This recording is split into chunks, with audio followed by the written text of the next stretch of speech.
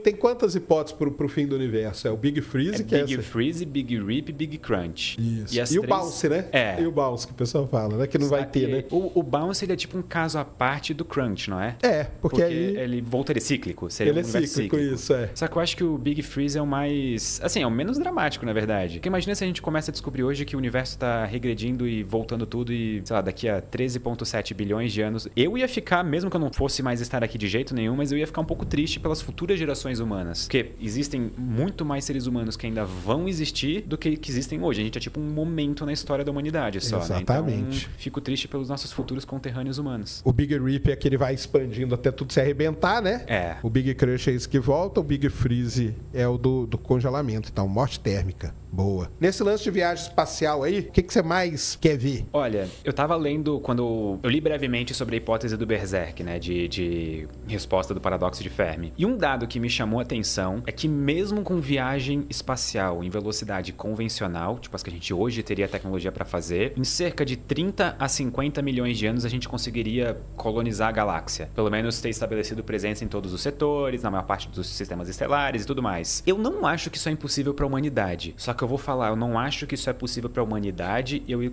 queria que todos vocês colocassem um asterisco mental depois de humanidade. Porque eu não acho que vai ser a humanidade de carne e osso que vai concretizar esse efeito. Boa. Eu acho que faz parte da evolução natural, talvez, da nossa espécie, ou melhor, não natural da nossa espécie, que talvez robôs assumam o nosso lugar, inteligências artificiais. Então eu acho que o futuro da exploração espacial de longo prazo e longas distâncias está muito mais com seres de silício, ou tipo placas de silício e coisas do tipo, do que com seres humanos. É que é uma boa, né? Para essas viagens longas aí, colocar. Robôs só precisam de energia, eles não comem, eles não se cansam de trabalhar. Não sente dor, não sente saudade. Não precisa respirar. Não sente saudade, é bom. A gente não sabe, hein? Porque no filme Wall-E... É verdade, é isso mesmo. Mas dessas aí de ir pra Lua e pra Marte, o que você espera ver aí? Você espera aí o homem chegar em Marte, ser humano? Eu espero que ele chegue em Marte enquanto eu tô vivo ainda. Eu acho que vai chegar, né? Eu acho que o projeto Artemis vai dar um pontapé muito interessante, porque no espaço, historicamente, a gente teve um efeito muito interessante, que era sempre que um país fazia alguma coisa, os outros países olhavam um pro outro e falavam, acho que a gente vai ter que fazer igual. Com grandes conquistas, né? Tipo, corrida espacial e tudo mais. Hoje em dia, eu acho que o espaço se tornou mais acessível. Tanto é que a gente tem participação muito forte da iniciativa privada na conquista espacial. Assim que eu acho que a missão Artemis começar a estabelecer as primeiras portas de entrada para a Lua, para nossa permanência na Lua, assim como a gente teve a permanência na ISS, eu acho que isso vai catapultar a gente para muito provavelmente começar a explorar mais humanamente o sistema solar. Porque se a gente conseguir fazer uma base de permanência na Lua, a gente conseguir, sei lá, extrair combustível na Lua. Vai, ali a água, né? A Lua é literalmente a nossa porta de entrada para o cosmos. A velocidade de escape da superfície dela é muito menor, é muito menos energia necessária. Se a gente conseguir produzir combustível na Lua, a gente tá feito, sabe? Tá feito mesmo. É literalmente a nossa porta pro céu, a Lua. É isso mesmo. Muito bom. E aí, cara, nós falamos aqui de um monte de coisa desse negócio aí que você falou, que é um tema que você falou que é recorrente, né? E que é um negócio legal pra caramba e que pega várias coisas, né? Que é o lance aí. Vamos começar falando do paradoxo, né? Primeiro, é um paradoxo e é de Fermi? Então, pela história original, não é de autoria do Fermi, né? Mas eu acho que ele foi a pessoa que ficou abismada, né? Eu consigo imaginar a cena, que diz a história, pelo menos, que eles estavam almoçando um dia, um monte de físicos, e algum deles soltou na mesa, tipo, cara, onde é que tá todas as civilizações inteligentes? Deveria ter, olha só, tipo, os planetas do sistema solar, quase todos poderiam abrigar vida, não sei o que, tudo mais. E aí diz que o Fermi ficou, tipo, a conversa continuou para outros assuntos, e o Fermi ficou, tipo... Pô, e aí? É verdade. Onde que tá todo mundo? Onde tá todo mundo? Ele ficou, assim, perplexo com essa pergunta. Então não é de Fermi o paradoxo, na verdade, mas acho que ele se apropriou de uma maneira benéfica. Eu já ouvi a história que é assim, que não é dele, mas como ele era o cara mais famoso ali, fala que é dele, porque aí vai ganhar mais popularidade. Pode ser. Entendeu? Pode ser. E eles estavam almoçando e não é em qualquer lugar, né? Era lá em Los Alamos. Sim. Porque ele Durante o Projeto Manhattan. Durante o Projeto Manhattan, porque pra quem não sabe, você já viu o filme, tem vários easter eggs, né? Melhor dizendo, no filme do Oppenheimer, que aparece vários físicos ali, só que a galera não se liga. Não. Né? Mas o Fermi aparece... É tanto físico famoso, né, cara? Quase todos os físicos que a gente ouve falar diariamente, sei lá, na graduação, ou em livros de ciência ou história da ciência, estavam lá. Estavam lá naquele momento, cara. Isso é um negócio impressionante daquele projeto, pra mim é isso, cara. Reuniu aquela geração ali que eu acho, cara, que não vai ter nunca mais uma reunião daquela. Eu acho que não vai. Não tem. De um nível tão alto. Olha, vários ganhadores de Nobel junto, né, cara? Convivendo no mesmo espaço por vários meses. Imagina se alguma coisa dá errado e a bomba explode e todos eles, sabe, morrem. Já pensou? Tipo, a mecânica quântica só ia ser terminada, sei lá, em 2250, sabe? Com certeza. Eu acho que isso é um problema. Então, não é dele, né? Isso aí o pessoal já tem meio que consenso mesmo. E é um paradoxo? O que você acha? Eu acho que... Porque tem gente que discute isso, né? O nome paradoxo, ele é uma questão semântica, né? Porque eu acho que não é um paradoxo no sentido filosófico de paradoxo. Ele é uma constatação de uma diferença entre o que a gente observa e o que a gente deveria observar. Então, a gente vive em um universo que deveria estar cheio de vida, mas onde que estão todas as formas de vida? Onde está toda essa vida? Então, não é bem um paradoxo, né? Tipo, é uma contradição. Tipo, a gente deveria ver A, mas a gente não tá vendo A. Então, o que pode ter acontecido, sabe? É meio isso mesmo, né? Qual que é a tua opinião em linhas gerais, assim? Qual das soluções é a tua favorita, assim? Se tu tivesse que escolher uma. Ou tu não tem nenhuma e tu acha que a gente tá sozinho. Porque é uma solução também, né? Sim. Eu assim, porque até pra... Vamos pegar aqui pro pessoal até pra esclarecer, né? Quando a gente fala do paradoxo de Fermi, galera, a gente tá falando de civilizações, né? Sim. A gente não tá falando de vida, não, tá? Porque vida eu acho que tem aí muita. Agora, civilizações, eu acho que nós estamos sozinhos, cara. Sério? Eu acho que sim. Assim, eu não posso discordar com dados, sabe? Eu não tenho como. É uma discussão. Então, sabe, a gente realmente pode ficar... Mas vamos ser a solução que eu acho mais interessante é a Floresta Negra, cara. Eu acho que ela é a mais assustadora. Né? Ela e a hipótese do Berserker.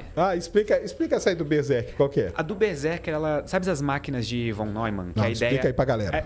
Existe uma ideia, que é aquela ideia de que a gente pode, por exemplo, colonizar a galáxia só antes, né? Vamos explicar aqui pro pessoal o negócio seguinte. Quando eles postularam, vamos dizer, essa constatação, esse paradoxo, começou uma busca atrás de respostas para eles. Sim, uma busca ferrenha. Que começou a ser levada a sério, inclusive. Isso, que ela vai até hoje, né? Então, a partir daí, começam a surgir várias e várias teorias ou hipóteses para explicar o porquê do paradoxo. Na verdade, ele não tem uma resposta, mas o que a gente lê e o que a gente estuda são as N diferentes maneiras de explicar. Todo dia surge uma nova. Todo dia surge uma nova. Inclusive, muitas das possíveis respostas e soluções do paradoxo de Fermi nem são de físicos ou astrônomos. Algumas apareceram na cultura popular. Sim. Tipo a hipótese do Berserker. Ela apareceu na cultura popular. Depois, daí ela foi transformada em ciência com artigos e tudo mais. Então explica isso aí pra nós, como que é? Tem essas máquinas de von Neumann. Ou também, acho que no Brasil algumas pessoas conhecem como máquinas de Fermi. A ideia é que uma civilização suficientemente avançada poderia colonizar uma galáxia através de robôs autorreplicantes. Então, um robô vai para um sistema estelar, ele consome recursos in loco, se multiplica, coloniza aquele sistema solar, envia novos robôs para outros sistemas solares. E esse processo ele é exponencial, ele é demorado no começo e rápido no final. Então a gente conseguiria, uma civilização suficientemente tecnológica, conseguiria, sei lá, colonizar a galáxia em 20 milhões de anos, 30 milhões de anos, o que é muito pouco tempo, mesmo em velocidades baixas, sabe? Uhum. Só que daí qual que é o problema? A ideia seria de que a gente não vê civilizações inteligentes no universo, porque basta uma civilização, ela é muito parecida com a hipótese da Floresta Negra, porque basta uma civilização com bad intent, com intenções não boas, com uma civilização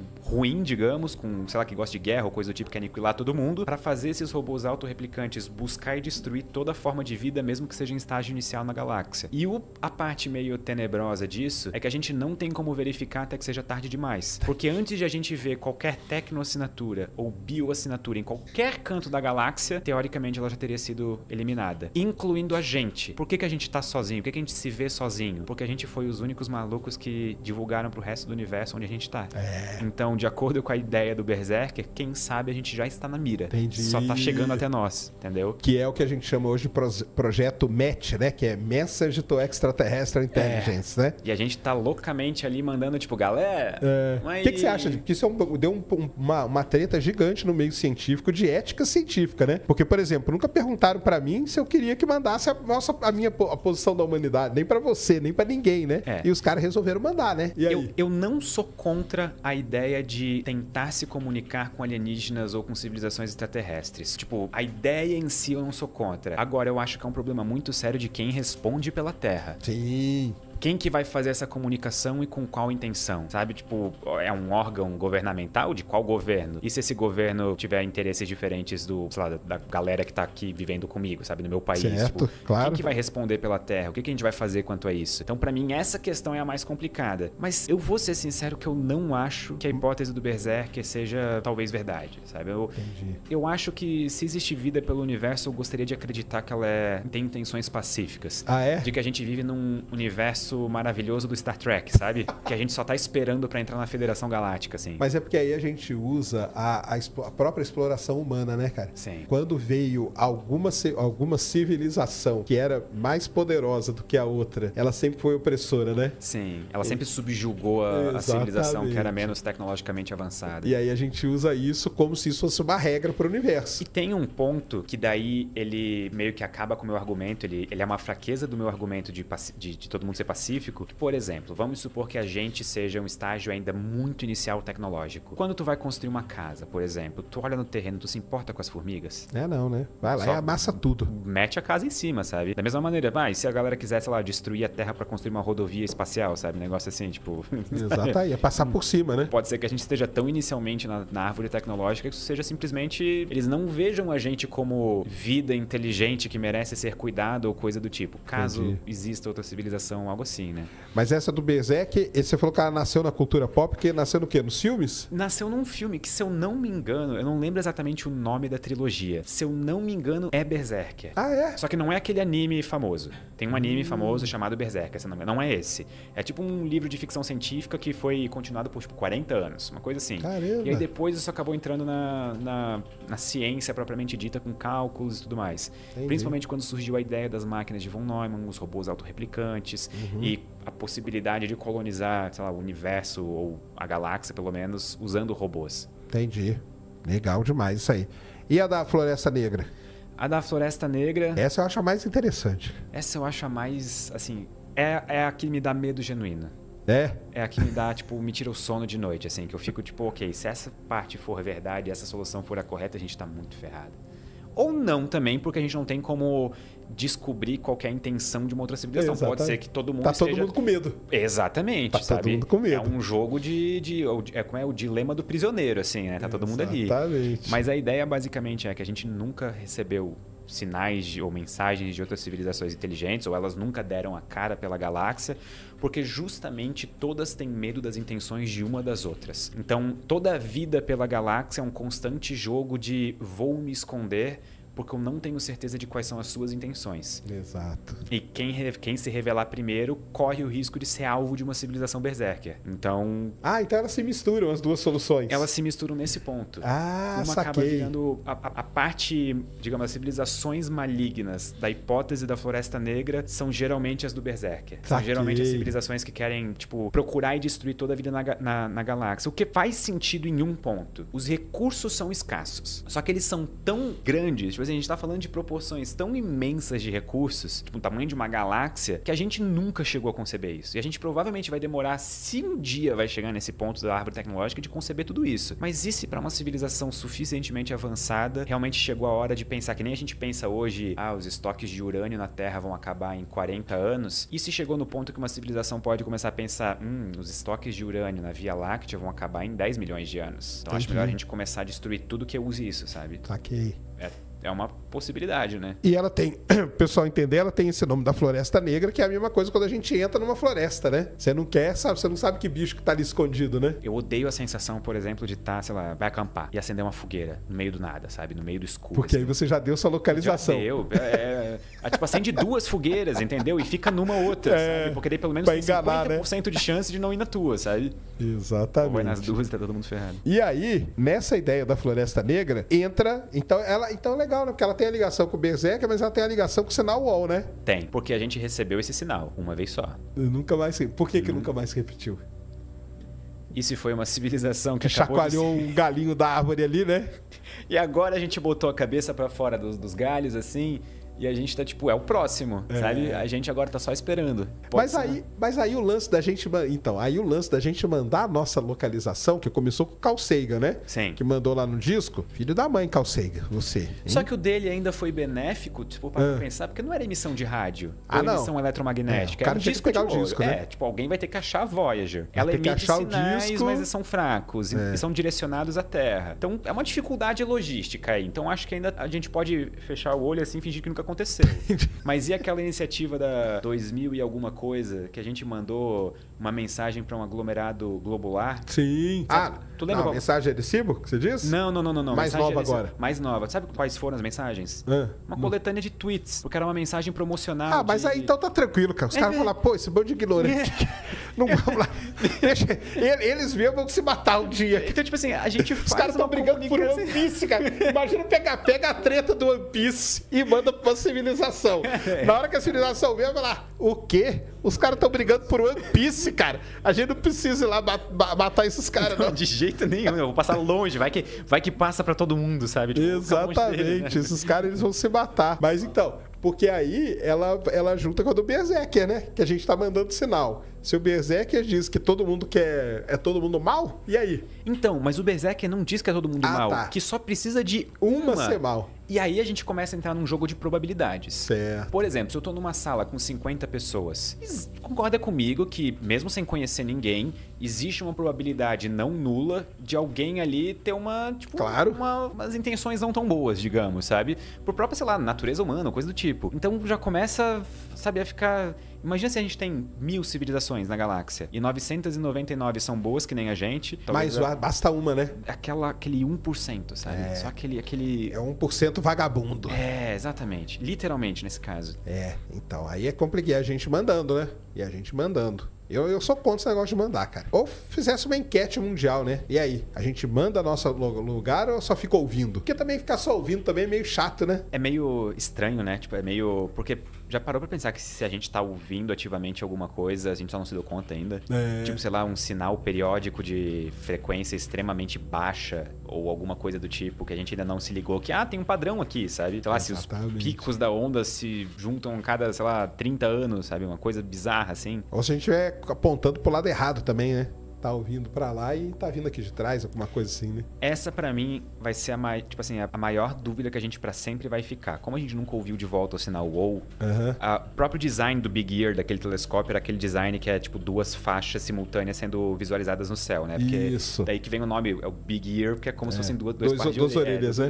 E pra mim a maior dúvida sempre vai ser essa, de será que o sinal foi um erro, um ruído estatístico, tipo alguma coisa que deu errado, ou sei lá, alguma origem não sintética para aquele sinal, ou até mesmo terráquea, a origem? Ou será que isso foi alguma coisa que realmente veio de fora e durou só aquele tempo, a gente não tem como confirmar de onde que veio? Porque o próprio local da galáxia de onde veio, dependendo de qual das duas faixas de orelha tiver sido a origem verdadeira do sinal, a gente tem locais completamente diferentes, setores completamente diferentes da galáxia. E aí, sabe? O que a gente faz? Mas aí você acha que o WoW, então, foi o cara colocou ali, balançou o galho, viu que a gente registrou assim, e aí se escondeu. Por tudo que eu li para fazer o vídeo do sinal WoW, eu tenho opinião pessoal de que eu acho que até hoje é a melhor evidência de vida fora da Terra. Não acho que é uma prova, não acho que é uma mensagem que veio de alienígenas. Mas assim, se a gente tem um lugar para começar a procurar, eu acho que o sinal WoW talvez seja o melhor, até hoje. Saquei. Mas e se o cara balançou ali o galho e foi pro outro lado também?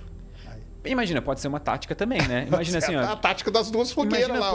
Aí só tem que criar uma hipótese, cara, pra solução do paradoxo de Fermi, ó. A teoria das duas fogueiras. Aí, ó. Eu tenho uma ideia ainda melhor. A gente descobre vida fora da Terra, a gente vai até eles, emite um sinal e sai correndo, sabe? Entendeu? A gente bota a cabeça pra fora do galho neles e volta pra Terra correndo. Mas aí é muito arriscado, né? Tá doido. Então, a gente soluciona o problema, a gente vê o que acontece. Se eles morrerem dentro de 50 milhões de anos, a gente sabe que tem uma civilização maligna na galáxia, entendeu? Matemática é muito simples. Exato. Então é isso, né? Os caras se esconderam e a gente... Vamos ver, né? O que vai acontecer. Mas o paradoxo de Fermi, ele cria várias outras coisas também, né? Tem os filtros, Sim. né? O dos grandes filtros também é uma das minhas particularmente favoritas, porque eu acho que ela é uma das mais baseadas em ciência bruta, né? Sim. Que são, tipo, a ideia de que o surgimento da vida, desde o próprio surgimento da vida, a biogênese, o momento em que partículas elementares viram vida, até o momento em que a gente surge com uma civilização altamente tecnológica. Existem diversas etapas no processo que funcionam como se fossem filtros mesmo, tipo, algumas passam, algumas não passam.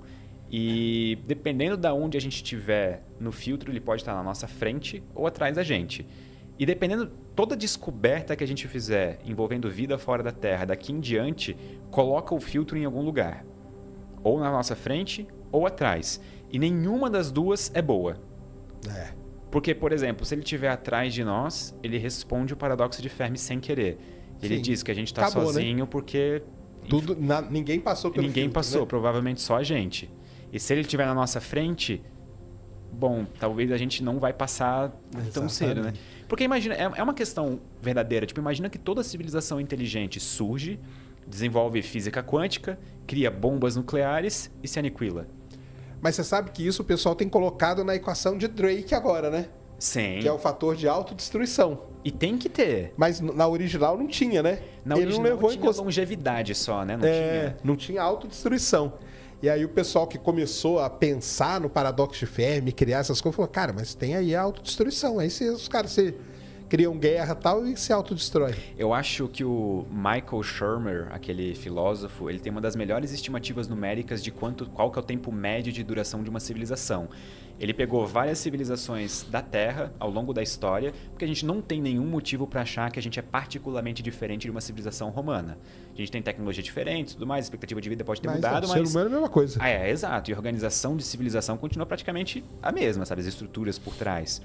E, se eu não me engano, a estimativa dele de duração era a média na Terra. Assim, o valor pode estar quebrado na minha cabeça, até se alguém quiser verificar depois aí nos comentários, eu mandar um superchat, mas era de cerca de 324 anos. Era uma coisa assim. Provavelmente o valor não está certo na minha cabeça agora, pode estar errado. Mas era uma coisa muito pequena. Se for parar para pensar na civilização moderna, a gente tá... Vamos botar o começo, sei lá, depois da Revolução Industrial. Final de 1700, começo de 1800. A gente tem mais uns 100 anos. Tu acha que a gente vai continuar sem explodir mais nenhuma bomba nuclear dentro de 100 anos? Tá aí o risco aí tá... O cara tá viajando com a maleta já. Eu ouvi uma vez o podcast Hardcore History, do Dan Carlin. Sim, muito bom. São muito bons, mas são muito longos assim também, né? Tem que ouvir com calma. E no podcast especial, que é uma edição Blitz, que é aquele podcast de 5 horinhas só, que é a versão curta do podcast dele, ele tem um comentário que eu achei muito legal, que é: a era nuclear, ela não acabou com o fim da Guerra Fria. Ela começou com o desenvolvimento da primeira bomba atômica e ela continua até agora. A ameaça de aniquilação mútua da civilização humana continua até os dias de hoje. Só que, por exemplo, eu sou de uma geração que eu não vivi isso na pele diariamente. Os meus pais viveram. Tu provavelmente viveu também.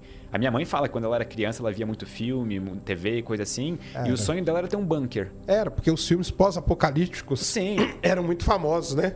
O The Day After. Day After foi um filme, cara, quando eu vi assim, eu falei, caramba, cara, se for isso aí, nós estamos ferrados. Exato. A gente nunca vai passar por um negócio desse, sabe? Tipo, no sentido de... a gente não vai ter capacidade de vencer um negócio desse. Sim, com certeza. E tu confia o suficiente na humanidade hoje? Nem um pouco, Então. Eu não confio nem um pouco mesmo.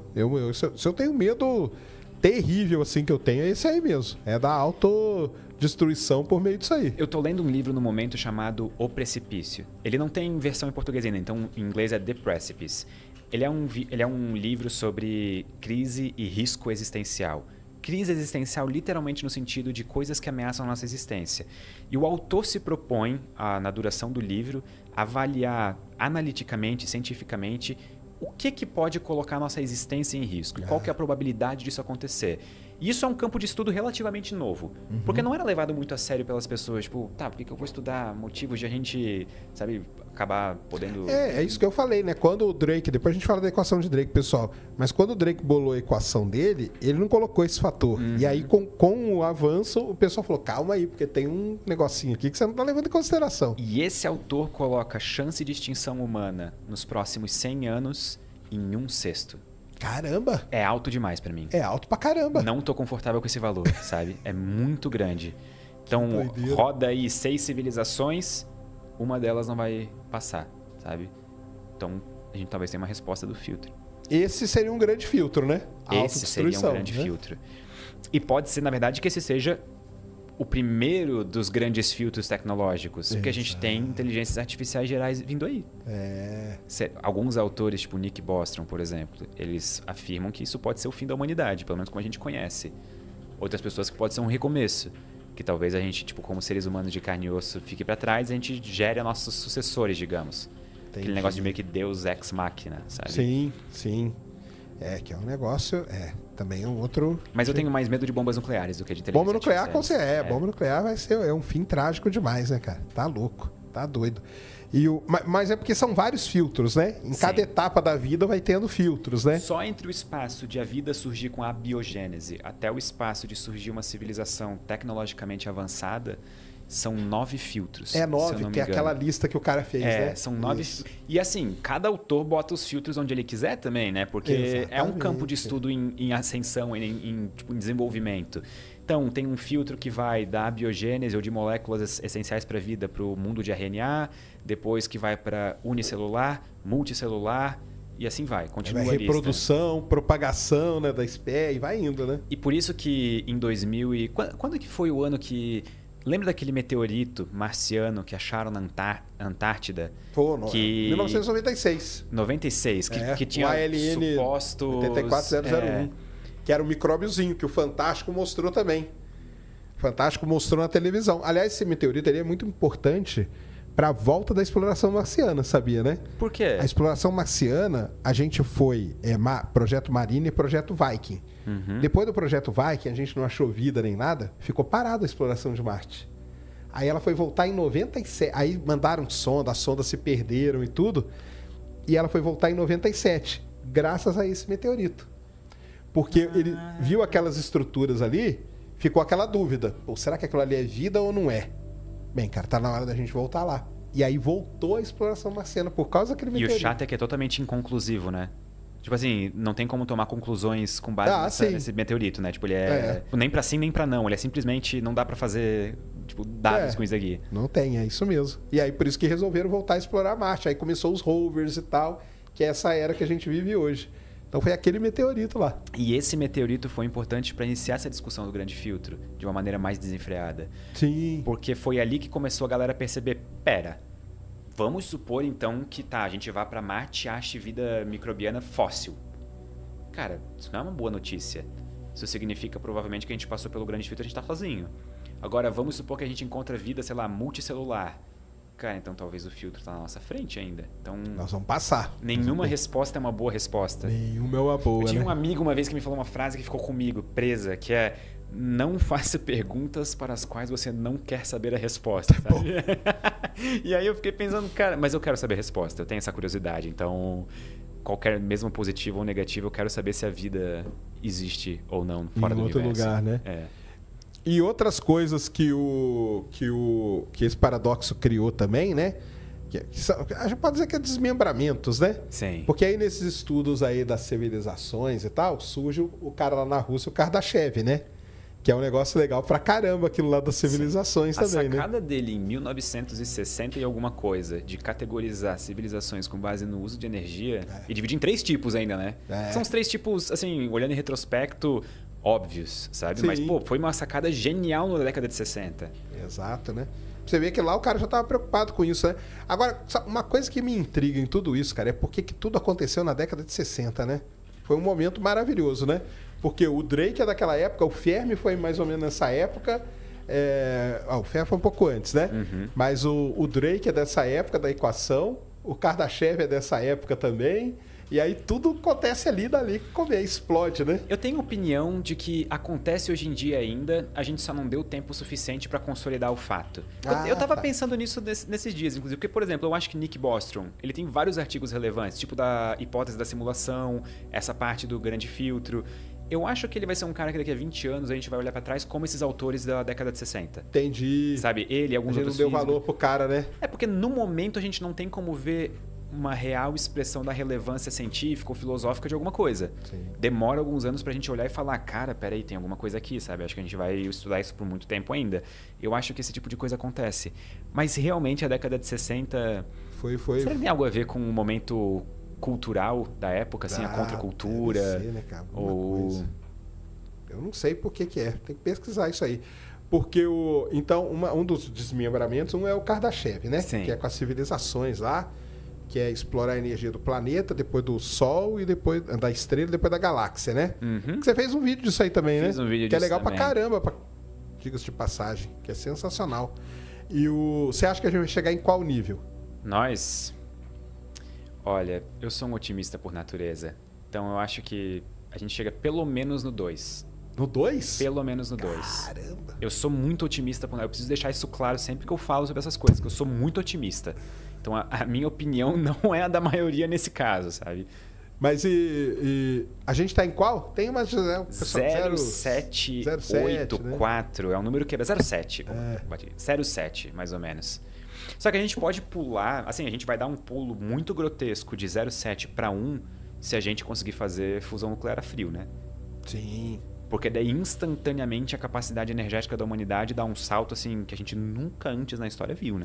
Tá, mas aí a gente não consumiu os recursos, né?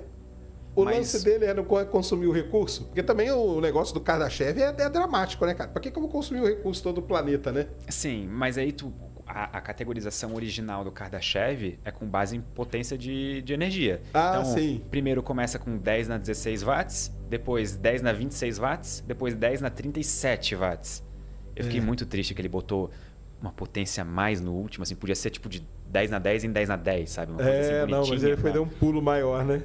Então, pra ele, tudo que importa é energia. E aí tem uma coisa peculiar que eu lembro, assim, na época da pandemia, que tava todo mundo muito tempo em casa e algumas discussões surgiam, tipo, tinha discussão do gasto energético com Bitcoin. Sim. E aí eu tive um pensamento interno que eu não verbalizei ele, mas eu acho que, por exemplo, quando a gente fala em escala de Kardashev, não importa o uso da energia. Então, o que importa é usar a energia. É só. Então, a gente consegue imaginar uma civilização hipotética, tipo 2 na escala de Kardashev, que usa toda a energia disponível da estrela só para minerar Bitcoin, sabe? Caramba! Isso é uma possibilidade, porque a única coisa que importa é o gasto energético. O Kardashev nunca diz como ele está sendo gasto. Ah, sim. Ele só coloca as potências energéticas. Coloca o número, né? Exatamente. Se a gente atingir o número, a gente virou a chave. Então a gente precisa, como humanidade, gastar energia se a gente quer avançar na escala de Kardashev. Sim. Porque se tu for parar para pensar, uma coisa leva a outra. Então, se a gente está gastando energia para manter funções humanas, significa que a gente está tirando e extraindo essa energia de algum outro lugar.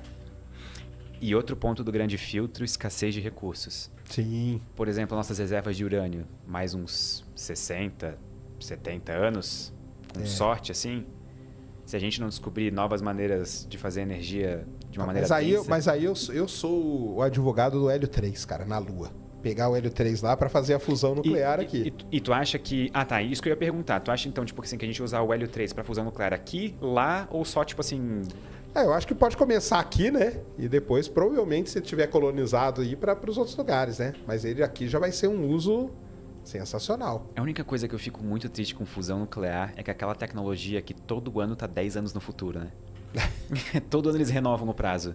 Infelizmente. É igual o supercondutor lá, né? Que a cada 2 anos aparece um novo. Um novo aí e não dá certo. Ou é igual, né? até então, o lançamento do James Webb, né? Que todo ano é ano que vem. Agora felizmente, ele tá no... James Webb, eu tenho uma das maiores vergonhas que eu já passei ao vivo. Ao vivo não era, né? Era gravado, mas eu fui no programa do Rony Von em 2016 e ele falou assim, e o James Webb? Eu falei, nossa, nós estamos super felizes, cara. Ele vai ser lançado em 2018. Toda vez que eu vejo aquilo, cara, dá vontade de eu sumir. Mas é que na época era o que falavam, cara. Né, é o que falava na época. Mas né? que bom que demorou e deu tudo certo. Deu, e porque agora tá aí. Se fosse rápido e desse errado, a gente ia estar muito triste. Claro. Então, todo dia a gente descobre algo novo graças ao James Webb. Obrigado, James Webb. É isso mesmo. Então o próximo aí sai amanhã, que é o que você veria se viajasse na velocidade da luz? Que a gente fez um shorts, aí o Pedro falou, vamos fazer um roteiro longo agora. Aí... Mas você acha que a gente vai viajar até que porcentagem? Olha, acho difícil, hein? Atual tá em qual, hein? Se a gente fizer as contas. É muito baixo, né? Muito baixo, Que a gente pegar as naves aí... Tipo, não é 5% com aquela Breakthrough Starshot, com a vela solar? Não chega até 5%? Mas aí ela tem que ficar pronta, né? Ela tem que existir, né? Mas assim, tecnologicamente que seria viável, assim, eu acho que uns 5%... Mas aí tinha um problema, né? Que é frear. Porque o lance da Breakthrough Starshot era mandar ela pra próxima Bzinho. Sim. E aí...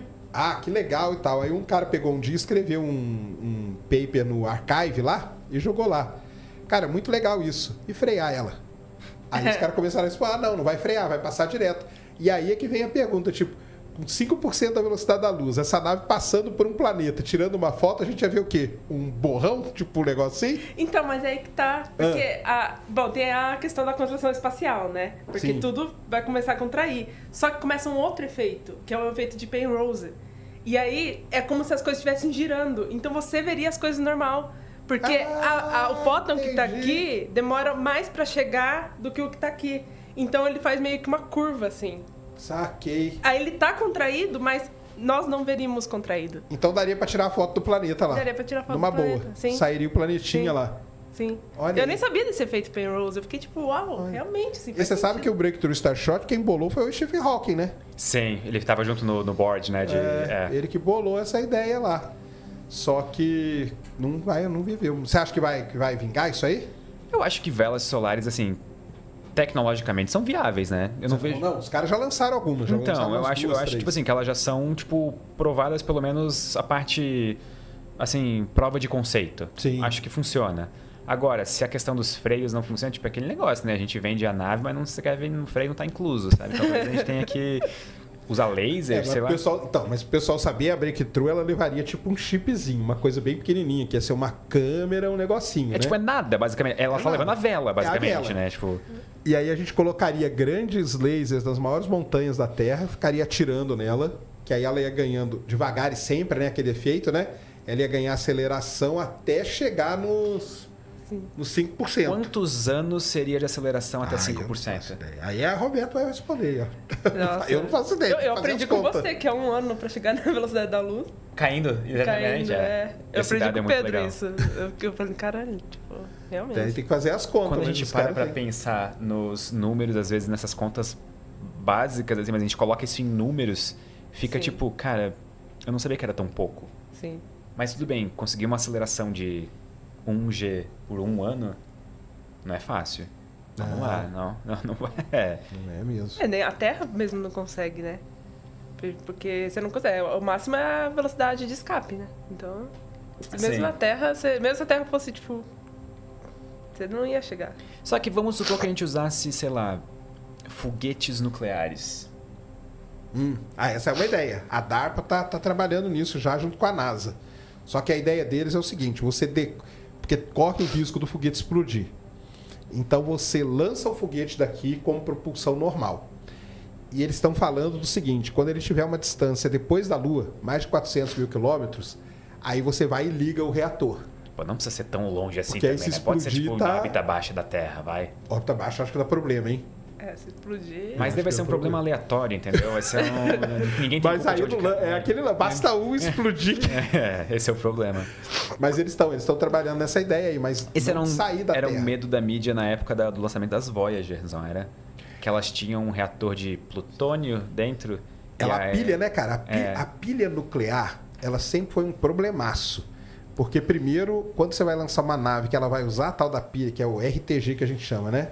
Que é o gerador térmico de radioisótopo, né? Que ele gera calor pelo decaimento radioativo. Você tem que fazer a pilha lá em Los Alamos. Ela é feita lá. Aí ela é transportada para o, vamos dizer, pro Kennedy Space Center. Ela é uma pilha nuclear. Ela é colocada num foguete. E um foguete, literalmente, é uma bomba. Então, na verdade, o que você tem ali na plataforma durante dias é uma bomba nuclear. Entendeu? É uma ogiva nuclear, só que exposta para o mundo inteiro ver. E o protocolo de segurança, cara, são uns calhamaços desse tamanho, assim. O Alan Stern, que é o cara da New Horizons, que foi para Plutão, ela usou pilha nuclear. E ele conta no livro dele, cara, o trabalho que é para fazer aquilo, cara. E o protocolo, acho que era 1.300 páginas. Tipo, um trabalho, só para entender, tipo assim, não é um trabalho tecnológico, é um trabalho burocrático-político. Burocrático-político. Saquei. Porque você põe ela num foguete. O foguete ele tem chance de explodir. Sim. Se aquilo lá explode com uma bateria nuclear junto, É uma bomba suja. é uma bomba, entendeu? Vai ali metade da Flórida pro saco, entendeu? Num negócio desse. Então, os rovers, né? O Perseverance foi. Também foi uma baita burocracia para isso, entendeu? Tanto que quando eles lançam uma nave, isso o Alan Stern que conta, né? Quando eles lançam a nave e ela já está no ponto seguro, eles fazem todo um ritual de queimar esses calhamaços de coisa de segurança. Nossa. Eles põem tudo numa fogueira, dançam em volta, fazem um ritual lá maluco, Que massa. Porque é um negócio que, assim, tá tudo pronto, mas ainda não saiu o protocolo de segurança. Porque é um negócio terrível. A Cassini foi assim também, e o da Cassini tem a história da bateria dela chegando no Kennedy Space Center, que era tipo 3 pessoas só que estavam habilitadas a mexer com aquilo, cara. Ninguém mais podia pôr a mão naquilo. Porque os caras com aquele maior cuidado, que é uma bomba nuclear, né? Basicamente é uma bomba. A diferença entre um foguete e uma bomba nuclear é o destino, né? Sim, é um pra cima e outro pra baixo. Só muda a trajetória. Mas é um negócio muito complicado, tanto que eles tentam ao máximo não usar. Então, mesmo essas que vão... Porque a gente tem um limite. No sistema solar, a gente consegue ir até Saturno, até Júpiter, com energia solar. Depois daí a radiação fica muito baixinha, muito teria que ter um painel monstruoso, ia ficar economicamente inviável. E aí você tem que meter a pilha nuclear ali, o RTG nela. E aí é que é o problema, né? É que até para escapar é 40 km por segundo, não é? Uma coisa assim, para escapar do sistema solar. Do sistema solar, sim. É mais fácil sair do sistema solar do que chegar no Sol. Esse é outro dado que quando eu ouvi pela primeira vez eu achei que era mentira. Daí eu fui verificar os cálculos e vi que era verdade. Aí eu fiquei tipo, é verdade, tá certo. Eu aprendi isso quando eu escreveu sobre a esfera de Dyson. Como construir uma esfera de Dyson. Então, e falando nisso da esfera de Dyson, que a gente estava falando justamente nos desmembramentos do paradoxo de Fermi, né? A gente até começou a pincelar a equação de Drake, eu acho. A gente chegou a... Um deles é o lance das civilizações usar a estrela. Sim. E para usar a estrela é a esfera de Dyson, né? Esfera de Dyson. Que é um outro cara da década de 60 também aí, ó. Dyson. Não, e é muito curioso isso da esfera de Dyson, porque eu não sabia que você, para conseguir fazer, você tinha que minerar mercúrio, por exemplo. Não, tu tá sendo muito generosa, né? Porque não é ideia, tipo, destruir mercúrio no processo, assim, né? Destruir mercúrio. Minerar sem... Mais de 50%. Mais, É a ideia que eles têm, né? Que era usar mercúrio como um posto, né? Primeiro faz umas, aí vai lá, constrói em mercúrio, aí vira lá uma base de lançamento. Assim, recebe energia, a energia é só para construir as placas. Vai virar uma estação, né? Eu não tenho opiniões tão fortes acerca de mercúrio que fossem me impedir de cogitar essa ideia, sabe? Então... de destruir mercúrio. Gente, vamos ser sinceros. Pelo bem da humanidade? Então, se a gente chega num ponto em que a gente tem essa capacidade, tá? Que a gente tem essa capacidade, a gente pode construir uma mega estrutura ao redor do Sol para fazer a gente subir na escala de Kardashev e, sei lá, começar a colonizar outros sistemas estelares. É Mercúrio que vai impedir a gente? Não vai. Não vai. É o primeiro que vai te arrasta pra cima. É só o primeiro. Né? É o primeiro que vai. Ô, Lua, fica olhando. Né? Mas porque a esfera de Dyson, ela não precisa ser completa também, né? Não. Tem um número X de painéis que você pode pôr, né? Tanto que aquela ideia, né, de uma esfera, uma casca esférica nem dá certo. Porque qualquer coisinha... Ela é instável, né, gravitacionalmente. Ela é instável, Tipo, qualquer coisinha, um maçadinho, pronto, já era. Acabou. E aí, no lance da esfera de Dyson, lá em 2015, a TEB, lembra da TEB, né? Tabata Boyajian descobriu aquela estrela. Lembra da estrela dela? A estrela de TEB, sim. A estrela de TEB. Eu lembro do número dela até hoje. KC 8462852. Eu fiz tanto vídeo dela que eu lembro até hoje. Foi ali que a esfera de Dyson voltou à tona. Sabe por quê, né? No artigo científico, ela lista todas as hipóteses. Pode ser cometa, pode ser um planeta que foi destruído, pode ser uma nuvem de gás da estrela, pode ser não sei o quê. E ela coloca como última coisa, ela colocou isso no artigo. Esfera de Dyson. Ela colocou. Porque aí a gente via uma grande queda de... Para quem não sabe, a estrela ela tem um comportamento que a queda de brilho dela é muito grande comparada à queda de brilho quando passa um exoplaneta. E outra, né? Não é periódico. Sim. Então caía, depois não caía, e o pessoal chegou até a desenhar como que seria a esfera de Dyson ao redor da estrela para ela ter aquele comportamento dela. Sabe, fizeram uma modelagem inversa ali. E a modelagem bate assim? Ela é pelo menos... Faz sentido assim? Ou Fazia sentido. Fazia meio sentido. Ia ter um lado dela que ia ter muito mais desses painéis, um outro muito menos e tal. Os caras fizeram lá. Eu lembro que eu li o artigo do Dyson original para fazer o roteiro tanto do sinal WOW quanto na época da escala de Kardashev. E eu lembro que ele falava que um dos problemas da esfera de Dyson completa, a que envolve completamente a estrela, é que na visão dele na época isso tornaria a estrela invisível para nós. Só que depois novos cálculos são feitos. É impossível esconder calor no universo. Tu vai ter algum tipo de emissão eletromagnética. Mas aí a gente teria que observar ela tipo com infravermelho. Infravermelho, exato. Isso. E nessa, por exemplo, na estrela de Teb, a gente não deveria ver infravermelho também por essa condição? Isso aí, então. Mas eles fizeram, cara, eles viram ela de todos os jeitos. Mas é que depois no final, já vou contar aqui o spoiler final pra vocês, meio que descobriram o que é. Que é uma grande nuvem de poeira e tal. E ela passa ali de tempos em tempos. Só como ela é uma nuvem, então ela não tampa totalmente. Por isso que tem aqueles picos todo esquisito dela. Mas seria essa a ideia aí. A ideia deles é, observa agora no infravermelho, observa em outros comprimentos de onda pra gente ver o que a gente pega, né? Até que o Betelgeuse, né? Em 2021, quando rolou quando aquilo ela lá... começou a diminuir. Mas aí o medo era que ela explodir, né? Mas tinha um pessoal que falava, não, acho que talvez seja uma esfera de Dyson ali também. Já pensou em esfera de Dyson em Betelgeuse? Essa ia ser grande, hein? Porque a Betelgeuse é uma super gigante vermelha. Ia ser uma baita... Eu ia ficar meio triste por quem gastou recursos também fazendo isso, assim, né? Tipo, porque fazer ao redor de Betelgeuse ela já vai te arrasta pra baixo também, né? Acho que eu ia ficar com um pouco de pena de quem construiu a estrutura. Com certeza. Porque a chance dela explodir é grande, né? Mas eu acho que eu preferiria a supernova do que uma esfera de Dyson, assim. Da Betelgeuse. Eu acho que eu também. Eu vou concordar. Sim. Ia ser bonito aqui no céu. Ia ser bonito, né? Ia ficar, tipo... Vai ser bonito. Vai, né? Não percam as esperanças. Só que como toda boa previsão do tempo, a astronômica é ainda melhor, né? Porque ela pode entrar em supernova daqui a 1 milhão de anos. Então... Igual diz um amigo meu, nunca é amanhã, cara. Isso é que é uma sacanagem. Nunca é assim, vai acontecer tal coisa. É amanhã, se prepare. Não, é 20 mil anos. Ele fala, eu sei, cara, que isso não é nada no universo. Mas, pô, podia ser amanhã, né, cara? Não. Pelo menos uma coisa, né? Uma bad vibe que eu tive foi quando eu tava escrevendo do Imortal. Aí, uma das partes é quando a Betelgeuse finalmente explode. E aí é, tipo... 70 mil anos daqui pra frente, assim, eu fico tipo, meu Deus, velho, que triste. Eu queria ter visto. Assim. Eu queria ver isso também, cara. Porque, imagina, tu olha pro céu e tem, tipo, uma coisa tão brilhante quanto a lua cheia de noite, assim, e é uma estrela, sabe? Sim.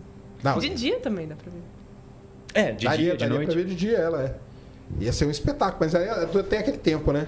Tem aquela duração ela também. Ia fazer sombra visível, porque Vênus também faz sombra. Dá para tirar a foto, por exemplo, e mostrar a linha de sombra de Vênus. Mas ela ia fazer uma sombra tão visível quanto a da Lua. Já pararam para pensar quão maluco é isso? Por exemplo, uma fonte pontual no céu, gerando uma sombra em seres humanos na Terra de noite. Tipo, caramba, é muita coisa. Ia ser assustador pra gente, né? Imagina os caras que viram aquelas de 1054...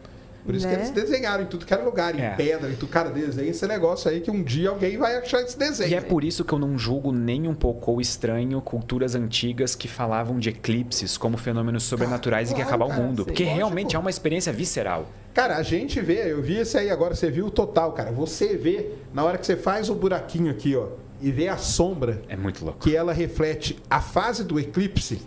Imagina o cara no meio de uma floresta amazônica que seja. Imagina. Com aquele monte de coisinha ali que ele está acostumado a ver a sombra normal. De repente acontece o eclipse e ele vê um monte de meia-lua ali. Cara, isso é pra ficar maluco, cara. Você acha que é o fim do mundo mesmo, cara. Tipo, o mundo vai acabar real, assim, pra eles. Tanto que na hora lá do eclipse eu fiquei gritando, pessoal, não tem mais volta, pessoal. O mundo acabou. Porque o eclipse foi visto como fim do mundo em várias culturas aí, né? Sim. Em várias culturas. Ou maus presságios, né? Sempre estava envolvido assim, com essa conotação meio pesada, sabe? O meu é mau presságio porque eu nunca consigo ver um eclipse, porque é sempre nublado, sempre. Tinha que ter ido com a gente lá pra João. Vamos, nós, já convidei o Pedrão pra gente ir para os Estados Unidos. Porque ela vai fazer o céu ficar nublado, entendeu? Não convida a Robson. Se onde ela vai o céu fica nublado, não convida ela. Mas é porque ela é astrônoma, né? O problema, cara, de ver fenômeno astronômico com astrônomo é que tem uma maldição. E quando você reúne muito astrônomo, aí a chance de dar errado. O próprio eclipse de Sobral, né? Que, tipo, tava nublado, tava chovendo. Aí, do nada, tipo, aí deu certo. Assim. Mandaram os astrônomos embora. Cara, vamos dar uma volta ali, ó, na cidade do lado. Pra gente fazer um experimento aqui. Depois vocês voltam. Porque lá em Príncipe não deu, né? Lá no outro lugar não deu. Mas Sobral também tava chovendo no dia, Tava chovendo no dia. E Sobral acabou, no fim, nem sendo escolhido como final, né? Tipo assim, acabou dando certo aqui.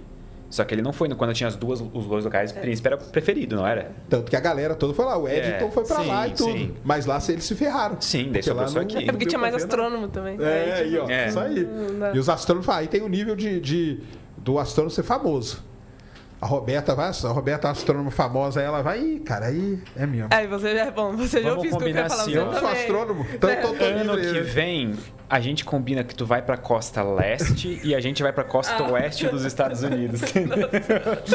Pra 8 de abril, ó. garantir que não vai ter. 8 de abril nos Já Estados tô perto do meu Unidos. aniversário. Aí, ó. Não, mas sabia que tem uma coisa curiosa? Inclusive, pode ser shorts isso. Que é essa semana, entre dia 8 até dia 15 de abril, ela é preferência pra fazer observações. Porque é a data do ano que tá mais. O Tá clima. zicando demais o eclipse. Porque Não agora tô. tu falou que é a melhor data pra observar no ano. Para fazer observações observações em pelo geral. mundo. Ah, Pelo tá. mundo, Ok. porque é um momento em que, pelo menos em questão de temperatura, o planeta está mais estabilizado. Sim. Você fazer uma observação em São Paulo, no Chile ou nos Estados Unidos, na hora de você fazer as correções ali por temperatura, você não quase não precisa Tipo, fazer. aberração cromática de cor, assim, de tipo, coisa assim? É, tanto que o EHT, todas as fotos, é sempre nessa semana. Pode ver. Foi fotografado É dia 10 de abril. 10, dia 11, dia 12. Sempre é isso. Isso faz muito sentido. Aí se você vê todas as fotos são nessa semana. E aí as campanhas que eles fazem é nessa. Inclusive, a primeira foi isso, né? Porque dia 14 acabaram, tipo, a última observação foi dia 14, só que assim, maio tá chegando, junho tá chegando o inverno. Aí não conseguiram sair do Polo Sul. Por isso atrasou, tipo, um ano. Os HD ficaram presos lá. Literalmente, né? Tipo, Ficaram presos os HD. Que não conseguiam sair do Polo Sul. Teve que esperar dar uma amenizada para o avião decolar de lá. foi o download mais rápido da história, não foi? A viagem de avião foi a transferência de dados mais rápido da história, né? Isso. Literalmente eles levando os arquivos físicos, os Levaram na HDs mão. externos. Sim. Bom, cara. Foi a transferência E lá no de dados MIT. mais rápida da história. Então, 8 de abril nós estamos bem, ó.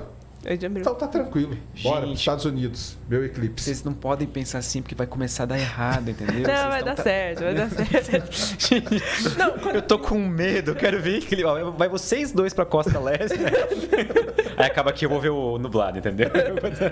Você é físico também, então toma cuidado. Eu não sou, não. Então... Você tá mais perto de ser astrônomo. Mais perto de astrônomo que... É verdade. Eu não. Eu tô livre disso aí. Não tem a maldição, não recai sobre minha Mas pessoa. vamos fazer uma viagem todo mundo junto, então. Ué, bora? Tá aí, marcado. 8 de abril, cara. Tô falando. Eu vou Já pra contem lá, comigo, vamos já. fazer uma... Tô...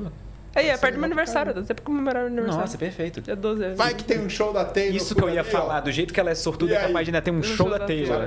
Já pega aí a agenda da Taylor 2024, ó. Sim. E vamos ver onde que ela vai estar nessa época aí, ó. Porque vai que, né?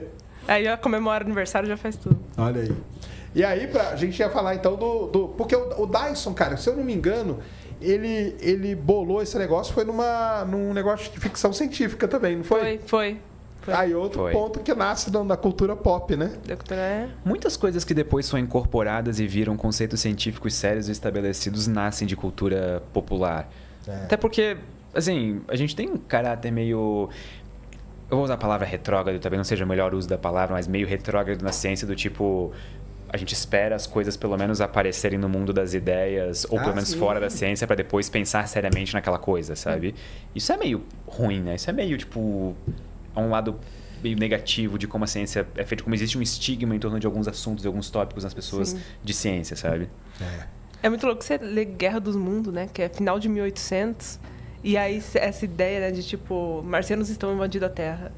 E aí você vê a ótica que eles tinham em 1800 e tralalá, sabe? E eu fico perplexo que quando... Foi o Percival Lowell, não foi? Que olhou para Marte, viu os canais... E ele não teve outra ideia. Ele falou, é água. É uma civilização extraterrestre. Mas na verdade a história do canal, ela começa lá na Europa com o Schiaparelli.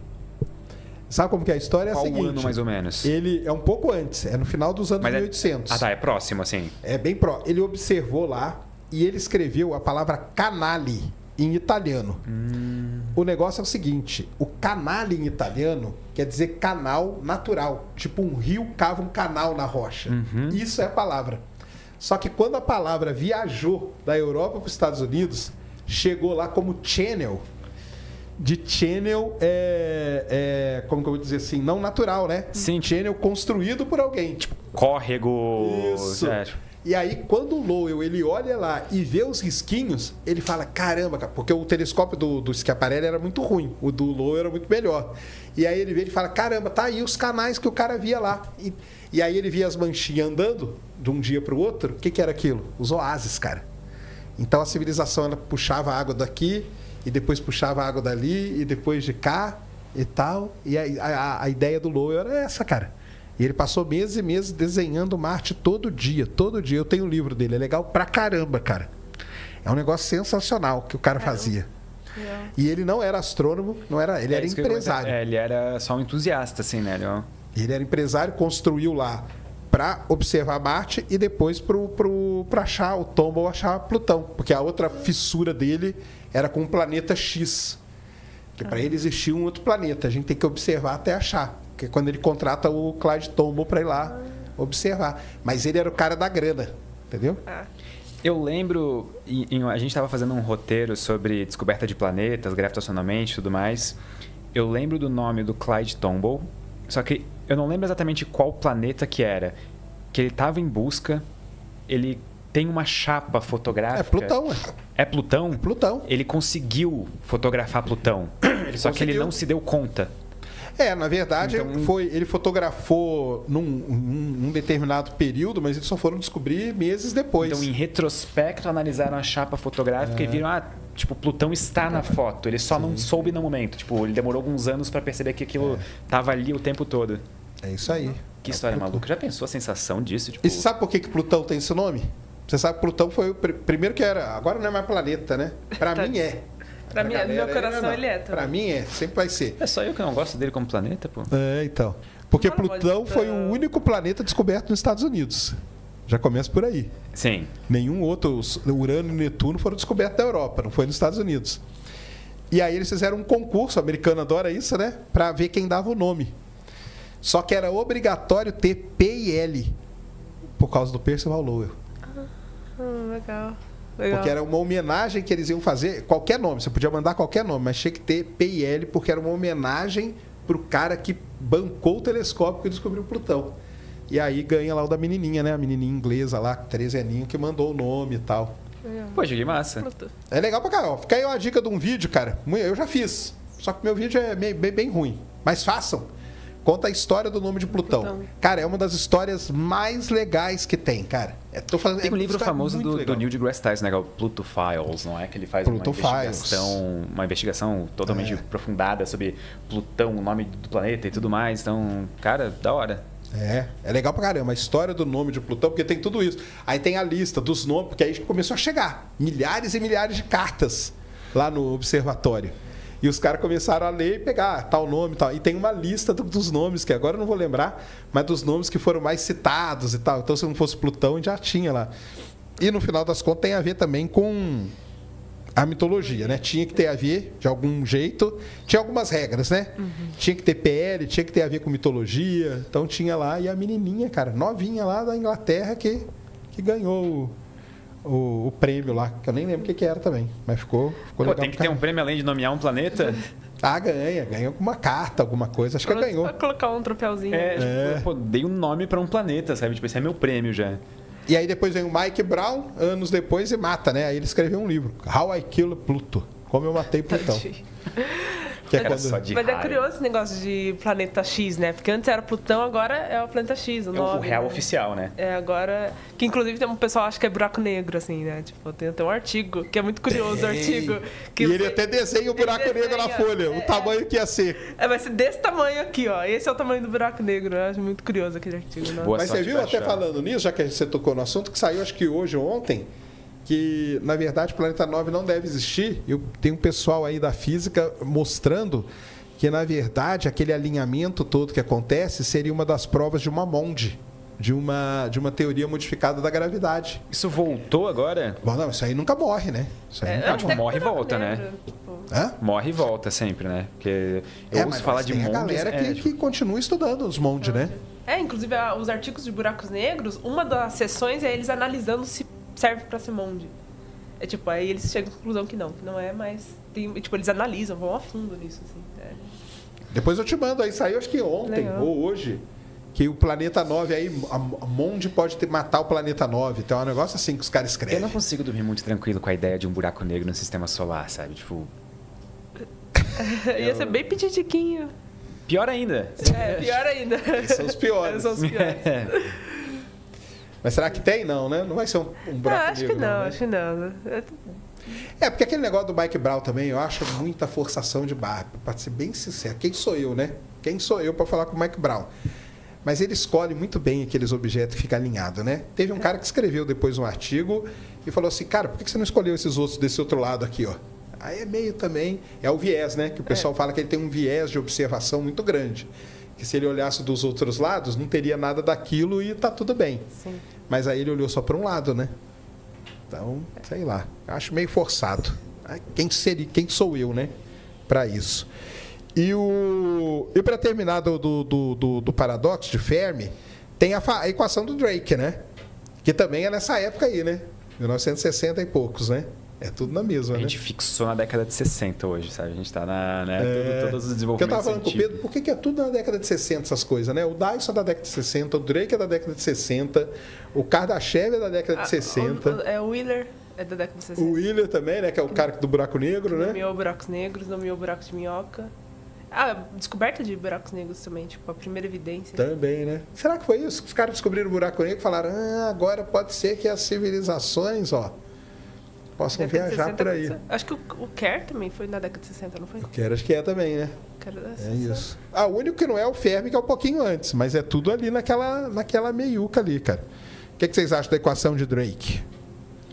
Eu gosto do jeito como ela... Porque ela não é uma equação que se propõe a ter um sentido... Ela não é uma equação no sentido físico, no sentido matemático, né? No sentido, tipo assim, de representar alguma grandeza que ocorre naturalmente, coisa. Mas ela serve muito bem para, tipo, exemplificar numa linha só, abreviadamente, tudo que a gente precisa, mais ou menos, para estimar a chance de vida em algum lugar.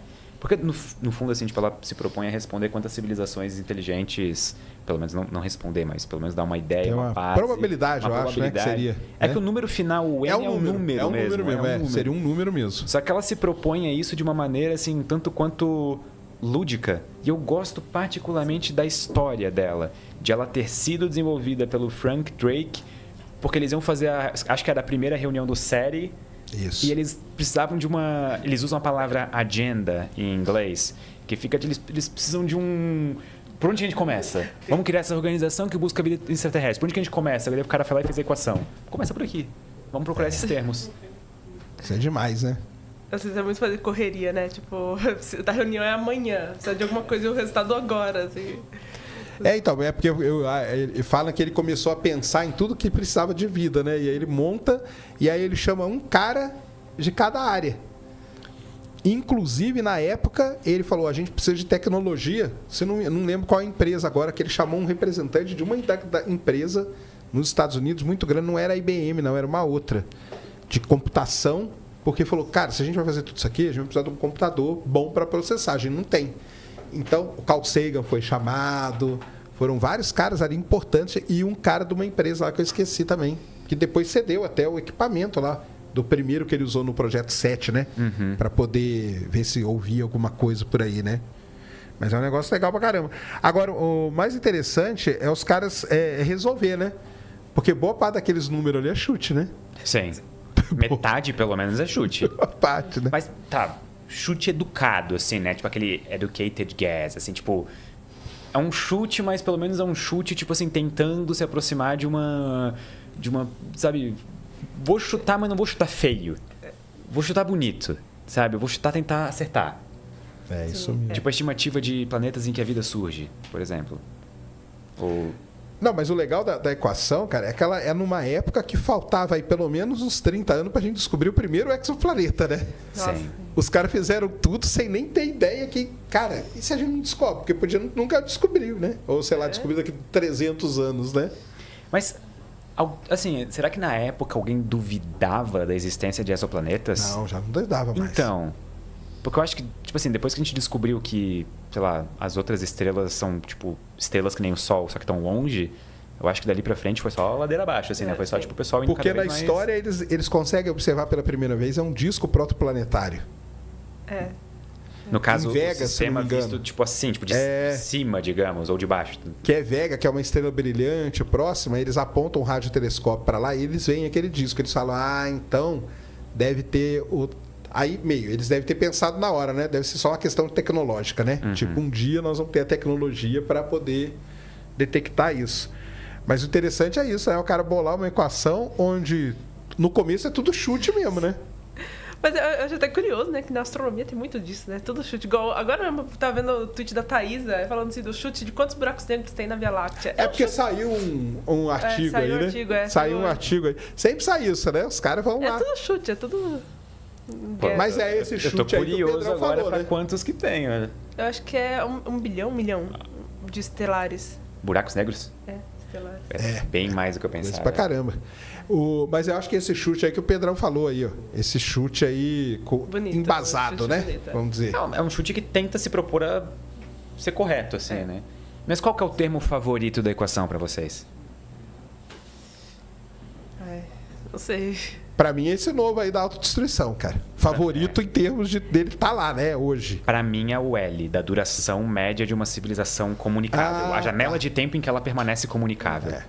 Porque eu acho que esse é a incógnita verdadeira. Os restos, a gente pode sempre descobrir com base em ciência e dados. Agora, o outro, a gente descobre quando a gente acabar.